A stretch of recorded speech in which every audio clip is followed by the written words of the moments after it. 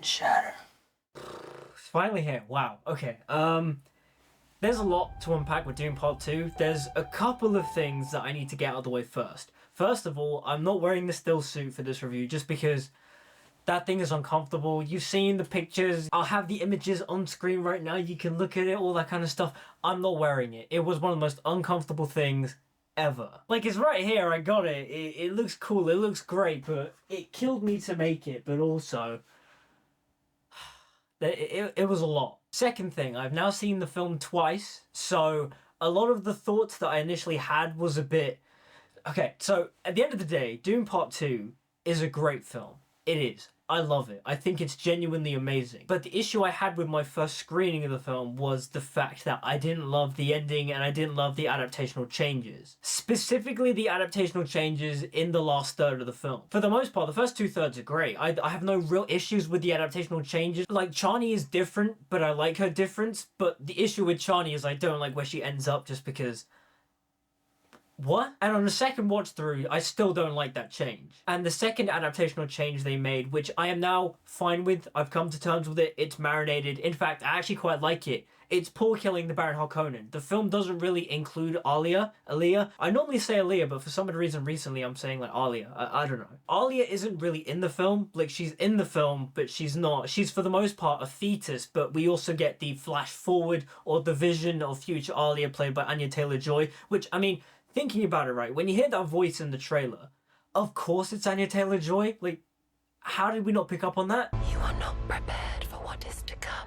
And although I've come to terms with the adaptational change of not including baby, toddler, demonic, demon child Aaliyah in the film, I'm not gonna lie, as much as I love Denis Villeneuve, I mean, Denis Villeneuve is mon ami, but the thing is, as much as I love him, I do think he chickened out in doing the demon toddler, because he totally could have done it, especially considering the way he's treated Jessica in the film. Jessica in this film is terrifying, and I completely believe that if you got like a toddler and maybe did the dubbing like they did in the 1984 film, not until you tell them both who I really am, or they just got a really talented 7-year-old and just made her look a bit younger, I think he could have nailed it. But that being said though, Paul killing the Baron Harkonnen is so cold. I love it. It's genuinely so cool. Like, he just walks into the Arrakis palace like a full-on jihadi militant leader and just stabs the Baron in the neck. And you're like, oh, that's cold. Especially when he has that final line of, you die like an animal.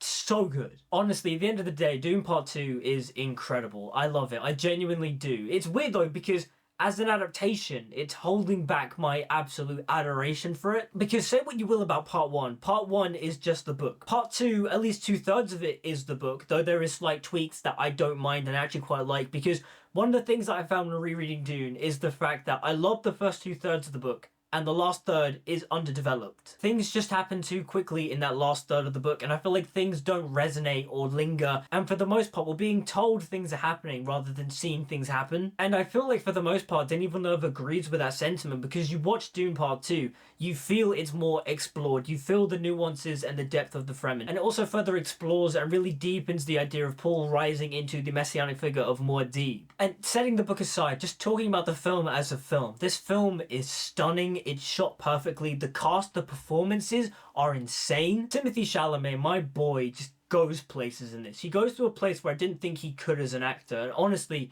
he does Paul Muad'Dib justice. You see the change of Paul throughout the film, and by the time you get to the end, you go, oh yeah, he understands this character. He is Paul Atreides. Like, Paul's darker turn, it's so well done. I mean, again, the cinematography really elevates that, but by the end, when he's walking around, he has like this new swagger, this new kind of demeanor, and you're like, oh, he's kind of scary. Honestly, Timothée Chalamet in this film just showed to me that he can do so much. He's got so much range. Like, the fact that he's Willy Wonka and he's also Paul Atreides, that's range right there. It's so good. Not to mention the fact the best scene of the film is when he delivers the I am Paul Muad'Dib Atreides, Duke of Arrakis monologue, because oh my god. I am Paul Muad'Dib Atreides, Duke of Arrakis! He kills it. It's terrifying. It's bone-chilling. It's incredible. I knew he was going to do that scene justice in the trailer, but seeing it play out in motion in the film, it's incredible. I am Paul Muad'Dib Atreides, Duke of Arrakis! And the thing that I love about Paul too is that he doesn't just like switch on a dime and becomes evil and like does a darker turn.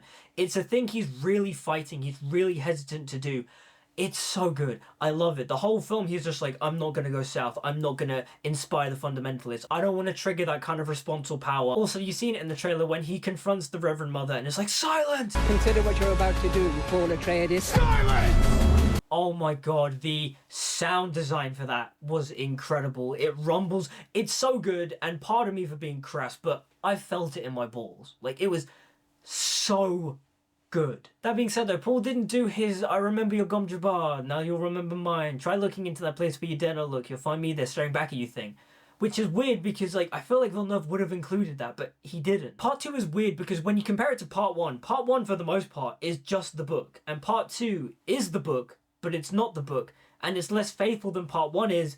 It's confusing because like when you watch part 1, there are lines of dialogue, there are scenes that are just the book brought to screen. Maybe they've changed the character around, like for example the date palm scene. In the film it's Paul, in the book it's Jessica. But for the most part that film is the more faithful adaptation. Part 2, lines are trimmed or things are changed, and I'm just curious as to what Denis Villeneuve is actually cooking, especially with the ending, but we'll get to that in a bit. Rebecca Ferguson as Lady Jessica was terrifying in this. The thing that I loved was how they expanded Jessica's role, because in the book Jessica kind of just falls into the background. She's just there and it's like, okay, she's doing things, but where's like the real prominent character from the first 2/3 of the book? And I think the film's depiction of Jessica improves upon the book significantly. She is the figurehead, the Reverend Mother that is pushing Paul to become Muad'Dib, become the leader of the Fremen and use them to take over House Harkonnen and become Muad'Dib, to bring forth the Golden Path or whatever. She really pushes him to become the Kwisatz Haderach, and she's terrifying. She's just lingering around corners, muttering to herself and talking to baby Aaliyah in her womb.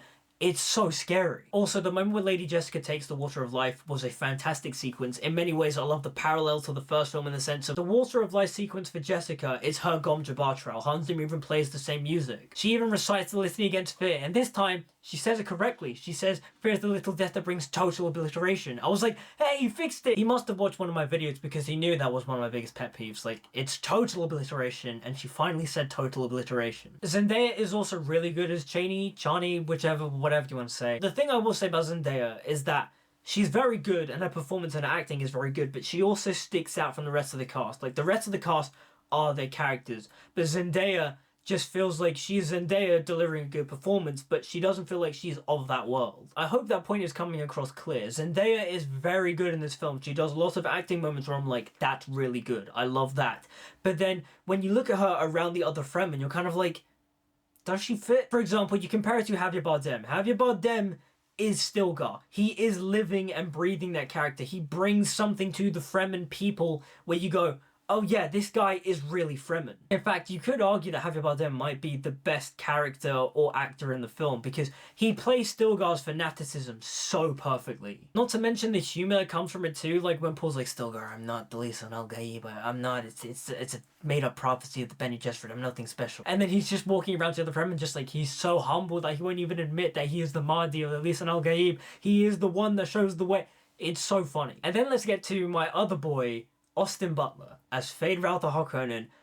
Fuck, Feyd-Rautha is cool. Like, in the book, Feyd-Rautha is probably like my second or third favorite character because Alia is my favorite, Aaliyah, whatever you want to call her. And then it's a toss-up between Jessica and Feyd-Rautha because he's so cool. Feyd-Rautha in the book is one of my favorite characters. I love like the bratty arrogantness, but also he's a psychopath. And the film represents his psychopathic tendencies perfectly. Austin Butler brings his character to life in a way that is just so cool, but also so scary. Just the thing is too, is that like he's doing the big flashy psycho performance, but also it's the smaller intimate moments too where he's just reacting to things. Like when he sees Paul in the throne room for the first time, he's just like, oh, this guy's kind of, oh, this is the guy that we're talking about. Or when Paul uses the voice on the Reverend Mother and he's just like, oh, he can do that. That's cool. Honestly, Austin Butler is like brilliant in this. And like the thing is too, is that Feyd-Rautha is just cool. He has this swagger. He has this presence. He also kind of has a Darth Vader-like quality to him. Like, I mean, there's a bit where he walks in and he has this really Darth Vader-esque looking cape and it looks sick as hell. But also there's kind of like this cocky arrogance. Like, I'm thinking in my brain, imagine if Anakin Skywalker didn't lose his arms and legs and in many ways just was, you know, Anakin Skywalker and he was just this really cocky, arrogant Dark Lord.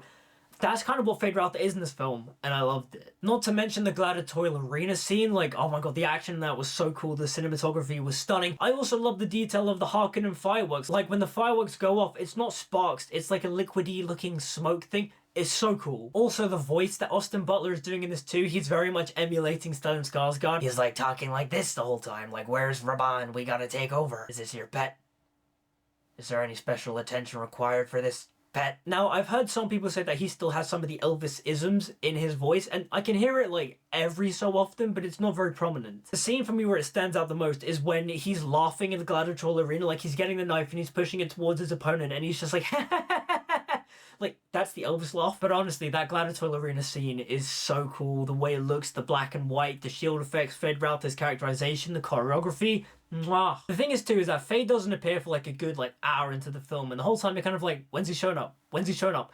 And when he does show up, it's a presence. In fact, it's kind of like a mini subplot. Like, he shows up and he's like, the Baron tried to kill me. Which in the books it's the reverse. It's Feyd tries to kill the Baron, but whatever, it doesn't matter. And then Lady Margot Feathering shows up and seduces Feyd on behalf of the Bene Gesserit, and now has the Harkonnen heir in her womb. So she now has a part of the Harkonnen element in her genetics. You know, she's doing like Bene Gesserit stuff with it, whatever, you know. You know, Stellan Skarsgård is fantastic. The whole cast is amazing. Though, a thing I will say, and that I was kind of shocked by, was that Thufir isn't in this film. Like, what the hell? I guess when it comes to like the canon of the films, you can say that he died in part 1, I guess, but like he was supposed to be in this film, and so was Tim Blake Nelson, who I think was supposed to be playing Count Fenring. But in all honesty, that's kind of just a nitpick though, because the story that he is telling doesn't really need those characters. Josh Brolin returns as Gurney, and honestly, he does a great job as always, but also, I kind of teared up a bit when he reunited with Paul, just for the fact that like, he shows up and Paul's like, I recognize your footsteps, old man. And he was like, you young pup, you young pup. You young pup.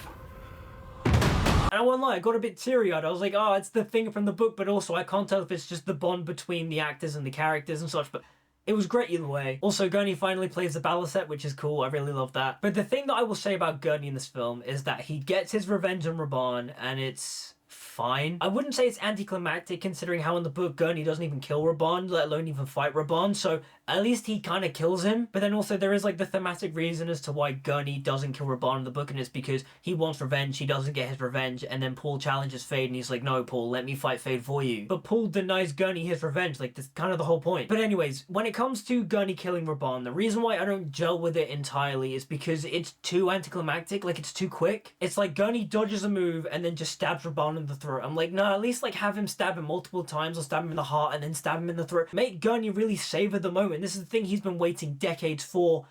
It just feels too quick. Like, other than that, I think the action in this film is really well done. The visuals are stunning. And then we get to the best fight scene of the whole film, which is Paul versus Feyd. And oh my god, can Timothée Chalamet and Austin Butler move? Like, the intensity, the rapidity of the strikes and the blows and how quickly they move, it's insane. When Paul does, like, that flip move, mwah. A nitpick I do have is the fact that Paul gets stabbed twice, and both times he takes out the blades. And, like, that's a movie thing that I don't really like. Because in real life, if you take out an embedded object, you're gonna bleed to death. But then also there's so much in that fight that's so good, like how before they fight Paul's just like, it's nice to finally meet you, cousin, and then Feyd's just like, cousin, is that right? And then they just go in for the fight.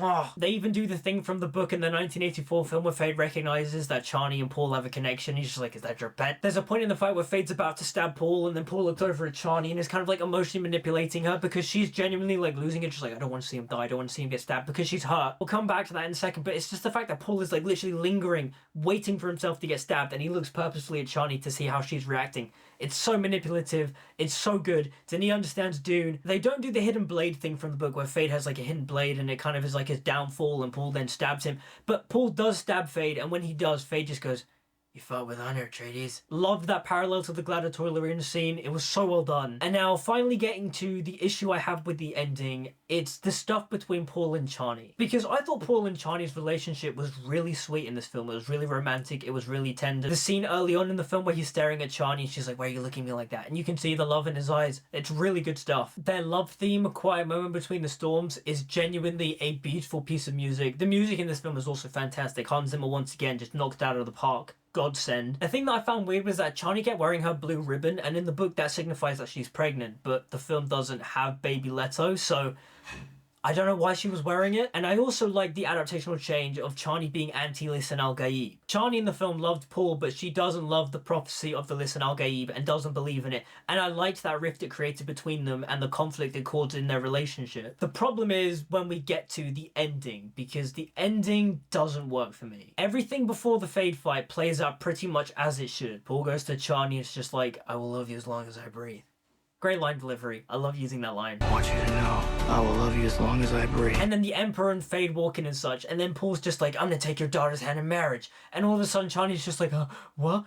And then Paul does the emotional manipulation in the fight. He lets himself get stabbed and sees Chani's reaction, and she's full on just like terrified for him. But the thing I personally don't like as a book fan, and I'm really resisting it when watching the film, is the fact that Paul doesn't turn to Chani and say that I'm going to marry Irulan, but it's only for political advantage. He doesn't say the thing from the book where he's just like, this marriage will only be for political advantage. She will not know my touch and such. Like, you are my concubine. I love you, Chani. Nah, he just lets Chani kind of storm out and then she rides off into the desert. And I'm like, so how the hell are they going to do Dune Messiah? Because the thing about Paul and Chani is the fact that Chani is supposed to be Paul's concubine. She's supposed to be his Lady Jessica to his Leto. Like, we've been told that Dune Part 3 is going to be an adaptation of Dune Messiah, but I feel like only half of that film is going to be Dune Messiah, and the first half is going to be like a bunch of made-up fanfiction, or at least glorified fanfiction, because I don't get how Paul and Chani end up where they do at the start of Dune Messiah, at the end of Dune Part 2. Honestly, that is just the weakest part of this film. Other than that, I loved it. I thought it was great. Denis' filmmaking is exceptional. Like, the bit where the Harkonnen soldiers, like, fly over this mountain.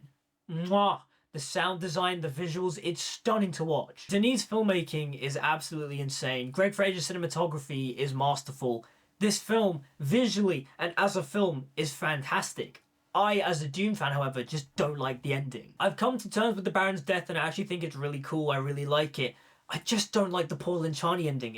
It doesn't work. Like, it's a cliffhanger, but it's also, like, not a cliffhanger. It's just, I don't know. You see the Fremen fundamentalists all like, yeah, jihad, holy war, let's go, Lisan al-Gaib. And then Paul's like, yeah, I'm emperor now, but also the houses won't accept my ascension to the throne, so jihad time. And it's kind of like, okay, where's this going? Because like I said earlier, I don't know how Part 3 is going to be a full adaptation of Dune Messiah unless Denis spends like the first hour of that film exploring the jihad and the holy war. Paul and Chani come back together and such. Basically explore that first part of Dune Messiah, that first chapter that talks about Muad'Dib's atrocities. I mean, I'm just guessing, but I actually think that is the plan. Because when you look at Dune Messiah is kind of like a weird book to adapt. I love it. It's depressing as hell, but like, it's a weird book because not much really happens. But then also there is a point where Paul takes the water of life, he turns over to Jessica and it's just like Chani will come around eventually. So I'm assuming that's what Part 3 is going to explore. But I don't know, I guess we're just gonna have to wait another 3-4 years to find out how he's going to adapt Dune Messiah, just because like, I'm so curious.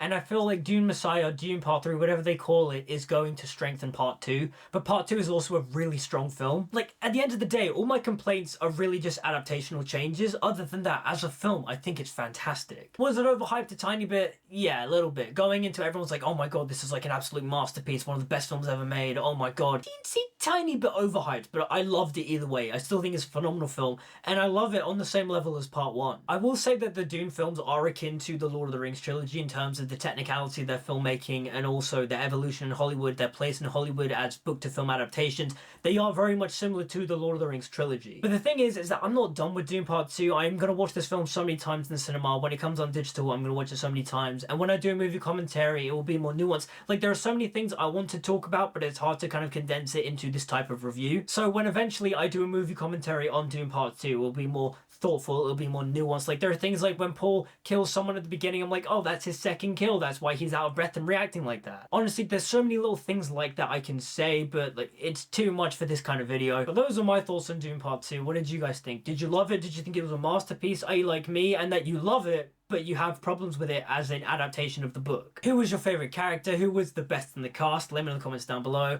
Like, subscribe, follow the social media, all the good stuff. Until we meet again, see you guys next time. Long live the fighters!